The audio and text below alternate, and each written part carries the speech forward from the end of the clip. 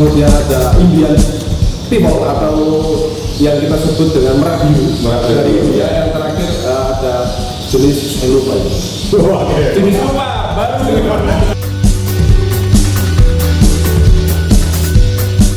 Baru yang kapasitas kandang kita yang sekarang itu kalau penuh itu sekitar 1.200 watt. 1.200 kandang. Jadi kita ngomong genetik bukan visual. Jadi orang ngomong pure green. Kalau pure green adalah asli burung wildlife. Nah, kenapa nggak beli di Indonesia? Ada yang jual?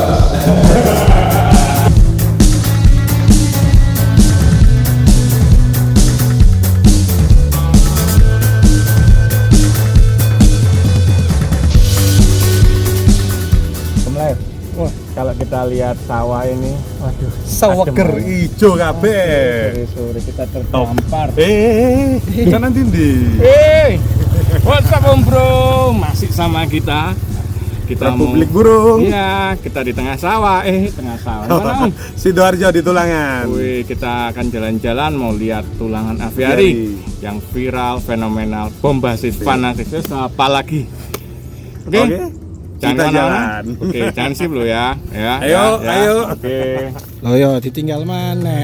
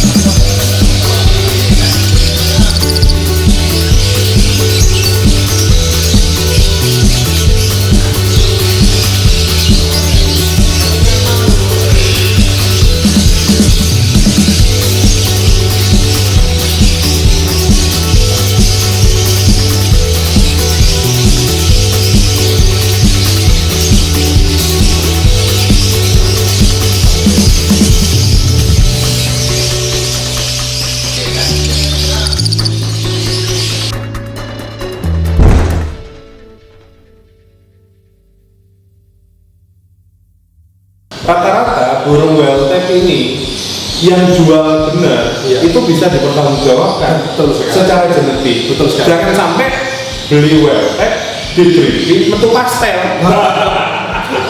Acur. Kemungkinan kata-kata dari wildlife itu jadi ambigu. Jadi mempunyai dua arti. Wildlife dengan artian visual, warna yang sesuai di alam. Yang berikutnya wildlife yang benar-benar sesuai di alam, yang green dari alam. Murni. Menurut saya teman-teman mungkin ketidaktahuan. Jadi semua burung Semua butuh proses, tapi semakin proses kan kita semakin gede, semakin tahu. Dan kita jangan salah. Jadi begini, mungkin ketidaktahuan teman-teman semua tentang burung wildlife itu seperti apa dan kenapa bisa disebut wildlife. Alasan dasarnya yang saya pelajari di suatu komunitas terbesar di Indonesia juga kali burung hijau itu belum tentu wildlife, belum tentu pure green, belum tentu murni hijau ya. Tapi burung murni hijau pasti hijau, wildlife pasti hijau. Jadi apakah burung hijau saya ini wildlife? Pertanyaan saya, ada di mana? Siapa peternaknya? Sudah tahu silsilahnya belum? Betul sekali. Tapi kalau yang ini atas dasar kami untuk mengambil burung-burung dari Heribes adalah personalnya dari Dispandennya itu. Dia catch on the wild, ambil dari alam liar. Kemudian desain hijaunya juga pernah diposting oleh Dispan sendiri di Mutafi, research Mutafi atau di Ornito burung murninya dari Tanzania diposting. Dan itu keterangan Alex itu. Nah itu bedanya kita sudut pandang kita tentang wildlife ya seperti itu. Jadi kalau ada postingan tentang wildlife perlu diklarifikasi kepada postingannya dari mana peternaknya. Jadi buat Om Bro semua juga jangan salah kira lo ya. Nanti wildlife di Indonesia ada burung yang burung tanggur wildlife. Itu wild bird. Yang dimaksud bercandra di sini adalah karena burung lobster ini adalah asli dari Afrika ya, dari Afrika yang di catch atau ditangkap ataupun diambil ya dari alamnya untuk ditangkarkan. Jadi memang murni ya. Murni. Nah, jadi kalau bisa menambahi untuk keterangan Bro Chandra tadi, kalau untuk masalah wildlife itu satu daerah tiap spesies itu punya daerah tertentu. Betul. Dan daerah ini belum diinvasi oleh spesies lainnya. Betul. Makanya kita ngomong pure green, pure spesiesnya juga. Jadi di alam liar mereka juga tidak terkontaminasi dengan spesies lain. Nah, migrasi. ini yang baru kita namakan pure green dan wildlife. Betul. Jadi tidak ujulan. Pokoknya aku nemu nanti, aku nemu nang Afrika. Loh, apakah benar wildlife? Dilihat dulu. Tangkapnya di mana? Jadi ketika itu pengambilan bulunya juga melalui research. Jadi biar tidak menimbulkan salah paham. Makanya saya tadi sempat mengatakan, ada burung lepas. Wah, wildlife. No, jadi enggak kayak gitu ya. Jadi mereka melakukan research satu kelompok lovebird, lovebird, di mana nggak ada kelompok lain dan hanya ada warna yang dimaksud hijau tadi. Itu menambahkan bahwa di saat ini memang yang murni hijau untuk spesies fishery itu di Tanzania yang belum terkontaminasi atau dari hasil migrasi memang di original Tanzania. Tapi kalau yang lain seperti Liliana dan Hybrid ini sudah mulai rusak mulai rusak. Tapi apakah ini murni hijau? Ya pasti karena tidak resmi. Tapi apakah itu sebagai murni spesies? Saya rasa tidak, karena hybrid. Karena tidak ada percampuran gen yang lain. Dari teman-teman semua, sobat-sobat Republik Burung, jadi emang susah di negara sekelas Belgia aja mereka susah ya. Terakhir kita ngobrol dengan Mr. D, itu populasinya nggak banyak, malah Jerman yang punya untuk punya wildlife. Karena apa? Di lokasinya di Afrika itu malah mereka sekarang agak susah cari yang pure green secara genetik dari spesies. Karena udah apa? Ada tangan-tangan yang tidak bertanggung jawab melepaskan spesies tertentu di daerah tertentu dan akhirnya rusak. Kenapa burung green itu mahal? Satu, karena susah. Dua, jumlahnya semakin menurun di dunia. Jadi Eropa mengkonservasi itu dan diikuti dengan tulangan apiari ini. Jadi mantap. Jadi begini, saya itu tambahkan mengapa murni hijau itu sangat susah dicari di Eropa. Saya sudah berkonsultasi juga dengan beberapa ternak yang memiliki murni hijau seperti Jos Bulan di Jerman. Yang pertama faktornya terlalu, jadi gini, mereka memperbaiki mutasi dengan murni hijau. Akhirnya murni hijaunya mati. Belum sempat tuh habis. Itu juga salah satu faktor. Jadi faktornya tidak hanya di alam liar, tapi di kandang teman-teman di Eropa juga semakin sedikit. Hanya beberapa orang yang memiliki dan yang bertanggung jawab tentang konservasi murni hijau di Afrika ya. Satunya Hebens, Alex Boom, kemudian kalau di Jerman ada Jos Bulen, dengan Taranta dan Liliana. Kemudian di Belanda ada Megan Berdong dan dengan Liliana dan Indonesia banyak sekali. Tapi yang recommendednya pasti saya dapat infonya dari Hebens. Karena meneliti juga ya. Oke, sekarang kita tanya nih. Burung green, pure green, nyampe Indonesia, itu harga berapa? Nah, untuk masalah harga yang sebenarnya kita diberi untuk dikembangkan di Indonesia. Salah satunya Personata dan Rosecolis 10 tahun ini yang akan datang kita punya Fishery dan Taranta. Nigger British juga kita punya, Liliana kita juga punya. Itu pun hanya beberapa pasang. Nah, masalah harganya kita juga nanti ke depan akan idealnya. Yang penting pembeli, calon pembelinya atau bayarnya ini paham dulu, tahu breeding ya. Jadi tidak asal pembeli dijual gitu ya. Benar. Jadi kita edukasi dulu dan bagaimana sih spesimennya pure green itu. Gitu. Karena burung pure green, sekali lagi burung pure green itu berbeda sekali dengan show ya. Karena pure green ya memang seperti itu genetiknya. Kalau show genetiknya diambil ya ukurannya apa macam. Jadi teman-teman kalau misalnya punya stigma atau paradigma tentang burung kok bisa dibuat aja nombok murni hijau di alam liar, itu juga nanti ada pembahasannya sendiri. Nah, untuk masalah harganya kita kembali lagi tergantung nanti bayarnya atau calon pembelinya itu tahu dulu Apa dulu? baru kita ada kesepakatan di sana untuk masalah harganya next time kita bicarakan ya. Tapi ya jelas kita diberi untuk dikembangkan. Dikembangkan tuh ya. Jadi untuk sekarang kalau dijual no. No. Jadi punya 200 juta. No. No. Pokoknya jangan undang pedagang dari itu ya, pedagang biasa burung sini kasih burung ini pure green suruh nawar, jangan. Ya jelas burung pure green nanti adalah langsung kepada buyer, kemudian kita memberikan edukasi di sana bagaimana cara pengembangannya biar berkembang dulu banyak di Indonesia, baru kemudian dimutasikan sebenarnya. Sebenarnya tidak ada di Aquapornis semua. Kemarin ada BKSDA datang ke Tulangan juga untuk masalah endemik ya. Jadi memang ada aturan-aturannya untuk dimutasikan. Keberapa sih atau keturunan keberapa dimutasikan gitu. Jadi buat teman-teman sahabat Republik Burung, jadi nggak asal punya duit, nggak asal punya breeding, tapi tahu cara breedingnya. Betul.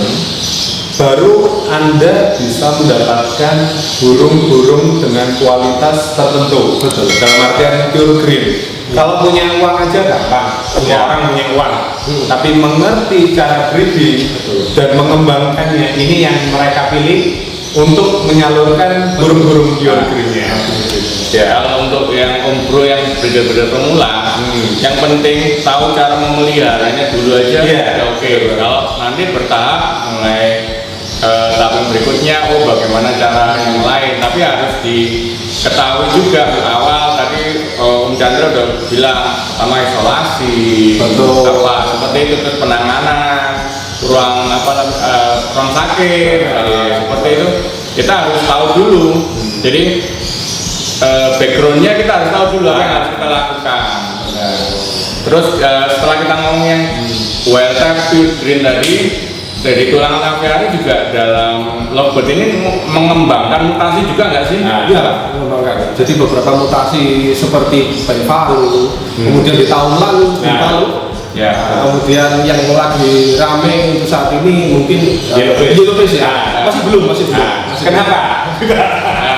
Kita mau tanya nih teman-teman, alasan apa sih seorang breeder menimang suatu mutasi itu akan dikembangkan di aviarinya atau tidak? Pertimbangannya apa? Jadi kita harus tahu, tidak asal mutasi beli pairingnya salah. Iya, betul. Kan gitu ternyata. Terus mutasinya belum teruji mungkin.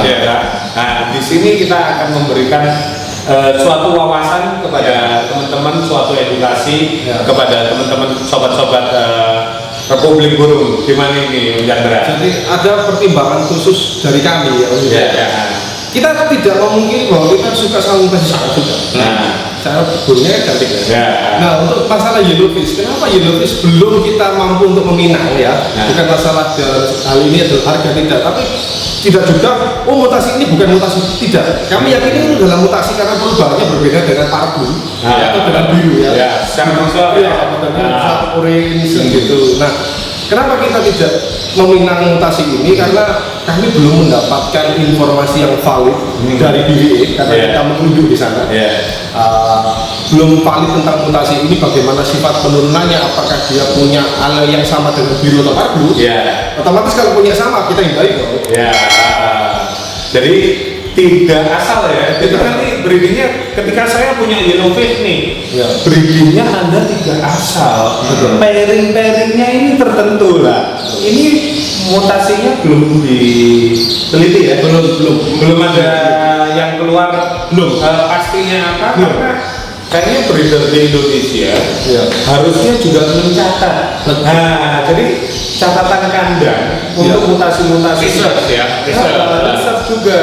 Tapi untuk rasa penasaran teman-teman, apa sih Yellowfish? Silakan. Jadi itu hanya pertimbangan kami saja. Karena kami tanya dari beberapa peternak seperti yang paling yang melihat saya paling getol di mutasi di Eropa, yaitu Dominic Beckman itu sendiri. Dominic Beckman adalah presiden BVA. Saya tanya tentang mutasi Yellowfish, dia menjawab kami belum mendapatkan informasi tentang burung tersebut. Masih ada di Australia. Nah, untuk yang di Indonesia, saya pernah berkonsultasi dengan Om Juli ya. Om Juli, teman-teman tahu kan ya? Om Juli Serianto. Solo, betul. Dia adalah salah satu motivator di bidang mutasi juga. Saya berkonsultasi dengan beliau, waktu itu kita berbicara bahwa yellowfish ini masih dalam penelitian. Tapi teman-teman boleh silakan, tidak ada masalah untuk mengadopsi yellowfish demi mengobati rasa penasaran ya. Istilahnya mungkin gini, sebagai untuk informasi awal, tulang kaviar ini sudah termasuk dalam member BVA ya. Iya. Bajunya. Udah BVA. Ini Bro Chandra terbang dari Tulangan dan juga ke mana? Belgia. Ke Belgia hanya untuk beli kaos. Biasa Sultannya yang atas. Ya itu tadi yellowfish ya. Ada memang yellowfish. Nah, pertanyaannya teman-teman, kemana saya beli yellowfish ya? Mungkin sedikit tambahan. Sementara ini yang mengembangkan yellowfish ada di Bali ya teman-teman Bali. Om Hermanto. Ya semoga Om Hermanto juga nonton siaran kita ya. Om Juli juga. Om Lip, kemudian Om Juli. Nah, tapi tahu nggak asalnya dari mana? Nah, itu juga.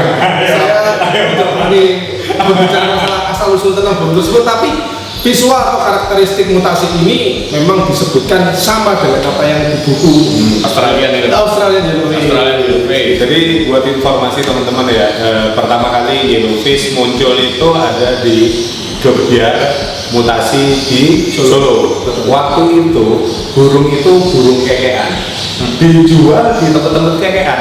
Ya. Dan kenapa burung Solo ini bermigrasi ke Bali? Nah, itu ada sejarahnya. Sejarahnya kita keep. Buat teman-teman bisa tanya breeder di Bali, sama breeder di Solo.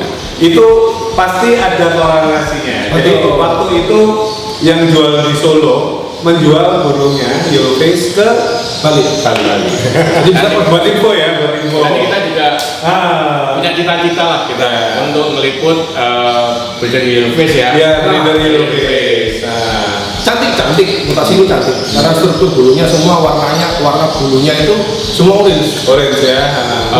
Jadi kemungkinan poin yang mau diomongkan Bro Chandra, tulangan aviari ini apakah siap mengembangkan yellowfish kalau sudah ada penelitiannya begitu. Untuk umur semua yang lain mau mengembangkan dulu silakan, karena mungkin ada orang yang berpikir aku mengembangkan dulu mungkin biar nggak kalah start atau gimana. Betul, boleh ya. Semoga apa yang dilakukan kita semua jadi hal yang baik. Cuman juga ya semoga di Indonesia juga lebih smart, lebih smart. Jangan lupa simpan burung hijaunya. Iya. Welcome boleh untuk mutasi. Iya, Bro Chandra. Jadi buat teman-teman, buat edukasi juga. Coba diterangkan nih bedanya well color sama well red apa nih? Nah, ini belum kita ngomong ini. Saya ulas sedikit ya. Intinya adalah well red itu adalah ambil dari yang liar, dibedek, kemudian itu disebut murni hijau. Kalau murni hijau ini dilakukan seleksi untuk show atau untuk pair dengan mutasi.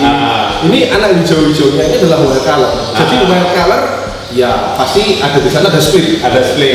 Tapi kalau murni hijau tidak ada split karena murni hijau ini dilahirkan dari burung well red. Kalau pertanyaan berikutnya nih, pertanyaan berikutnya, kalau secara visual apa bisa dibedakan? Tidak bisa dibedakan. Tidak bisa ya? Well color, tidak bisa teman-teman. Betul ya, well color ada yang menyerupai burung seperti dia lihat. Ada. Kemudian pure breed juga ada yang menyerupai well color. Ada juga. Makanya itu teman-teman hati-hati untuk membeli burung pure breed kepada siapa karena visualnya ini sama semua. Jadi harus diikuti silsilah informasi karena memang terbatas. Tulangan aviari yang segede gini aja cuma punya berapa nih? Personata 3 pasang ya. Residolis 2 pasang. Ini Grigenis rencana ada 4 pasang. Liliana Liliana ada 7 pasang. Kemudian Grigenis dari Agaporis Denmark, Chelsea yang menjuarai BVA 2018, 2019 di Best Inso, kita mendapatkan burung murni hijaunya dari beliau itu sekitar 8 pasang. Karena dia nggak mutasi, jadi banyak sekali murni hijau di sana. Kemudian Jos Muller, jangan lupa di Jerman juga ada. Ada ya. Jadi di seluruh dunia nggak banyak breeder seperti mereka, dan di Indonesia ini baru pertama kali saya rasa ada di Tulangan Aviari yang mengembangkan breeder yang spesifik ini ya. Iya, spesifik. Jadi mereka Tulangan Aviari ini mengembangkan secara genetik dan secara apa ya, kalau kita bilang itu teorinya dan istilahnya patokannya itu ada, tidak ngawur, tidak asal pairing, tidak asal breeding, tapi mereka ini ngomong tentang quality nanti ke depannya ini. 1.200 pasang yang ada kita lihat tadi di kandangnya itu bukan sembarangan burung. Jadi dari Tulangan Aviari sudah hunting ke seluruh dunia ini, shopping seluruh dunia. Mereka melakukan riset, kalau punya enggak burungnya seperti ini yang mereka butuhkan untuk ternak. Jadi istilahnya Indonesia ini punya breeder lovebird yang pro ya. Iya. Yang itu bangga juga loh Indonesia. Ini salah satu kebanggaan. Jadi istilahnya breeder Indonesia nggak perlu berkecil hati. Mungkin di suatu saat nanti beberapa 1-2 tahun ataupun mulai sekarang nggak perlu belanja jauh-jauh. Dalam negeri ada.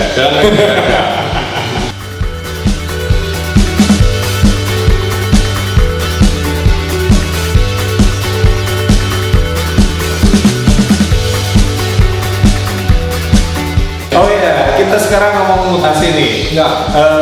Saya ngeliat tadi banyak ya burung-burung mutasi yang di breeding di Tulangan ya. Nah, basic mutasinya ini belajarnya di mana nih Mas? Kita tanya, jadi nggak asal, nggak asal ngawur breedingnya.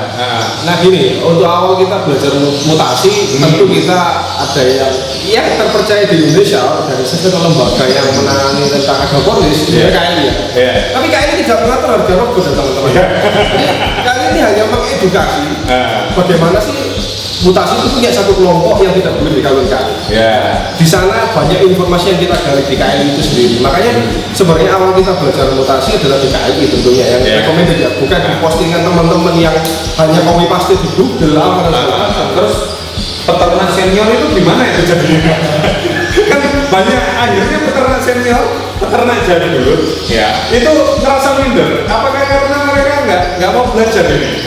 Saya tidak tahu mengapa beliau minder mungkin banyak sekali yang orang-orang kaya ini generasi muda mungkin terus kita harus selalu update tentang mutasi ya. Contoh Blue 1 Blue 2 terbaru ya.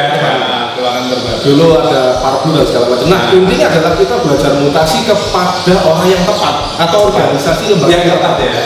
Di Indonesia ada KLI. Kalau di Eropa ya tentu orang itu. Itu genetik atau bisa kita sebut kelompok BVI.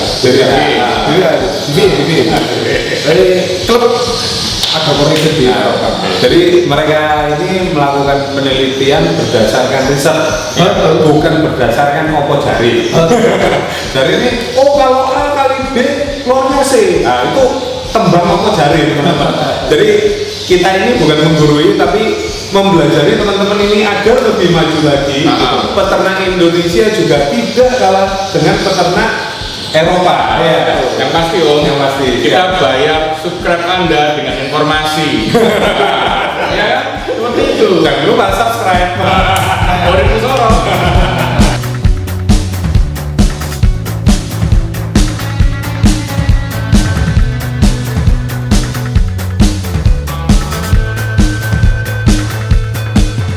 Om Chandra, mungkin untuk sesi kita ngomongin wildlife ya.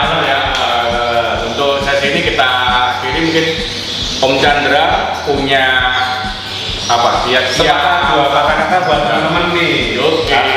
pemirsa Republik Burung nih. Oke. Jadi harapan saya peternak Indonesia lebih mengenal lagi keoriginalitasan suatu spesies Diagamoris agar mereka mudah sekali mengidentifikasi atau mutasi. Karena kalau kita tahu spesimennya setiap spesies, kita akan tahu bahwa mutasi ini hibrid atau tidak mutasi. Jadi kita tahu tidak hanya asal ini Palefalo, ini Opaline. Nah, biar juga tidak berkoar-koar dalam tanda kutip di Facebook, burungnya murah. Anjlok. Yang buat anjlok adalah sebenarnya kita sendiri. Karena ketidaktahuan kita tentang spesies di itu sendiri, sehingga lama-kelamaan kita akan menjadi peternak yang biasa-biasa saja, Palefalonya hybrid, Opaline hybrid. Paling tidak kenalilah burung hijau itu setiap spesies. Kalau airing ya airing, yang sekarang sekulis ya sekulis dan segala macam. Nah, ketika kita tahu karakteristik burung hijau di setiap spesies, maka kita dengan mudah mencetak suatu mutasi yang berkualitas. Oke, itu tip-tipnya dari dia. Save your green. Oke, jadi burung benar, burung berkualitas juga tidak murah teman-teman. Jadi siapa bilang harga lobet murah? Enggak. Harga lobet kalau yang benar, mohon maaf, tidak dijual murah dan orang yang beli penjualnya juga milih dijual ke siapa. Obyoan ya. Ya, terima kasih Bro Chandra. Sama-sama. Sampai ketemu lagi. Tetap ngikutin channel kita. Jangan lupa like, comment, share. Soalnya setelah nggak subscribe, Uribu Soro.